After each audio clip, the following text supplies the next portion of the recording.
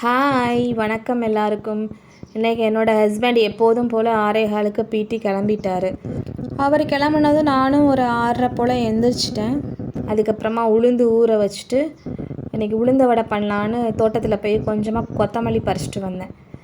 வந்ததுக்கப்புறமா மாதுளம்பழம் ஜூஸ் ஒரு கிளாஸ் குடிச்சிட்டு வடையை போட ஸ்டார்ட் பண்ணியாச்சு. உளுந்து நல்லா ஊறிடுச்சு. அதுக்கப்புறமா மிக்ஸி ஜாரில் போட்டு அரைச்சிட்டு அதுக்கு வெங்காயம், பூண்டு, பச்சை மிளகா, கருவேப்பிலை, கொத்தமல்லி, கொஞ்சமாக பெப்பர், கொஞ்சம் ஜீரகம், உப்பு எல்லாம் சேர்த்து நல்லா மிக்ஸ் பண்ணிவிட்டு வடையை போட ஸ்டார்ட் பண்ணியாச்சு.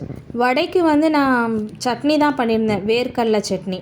வேர்க்கடலை, கொஞ்சமாக பூண்டு, 2 பச்சை மிளகா, உப்பு சேர்த்து அரைச்சிட்டு ஒரு தாளிப்பு போட்டாச்சு. தக்காளி சட்னியும் பண்ணியிருந்தேன்.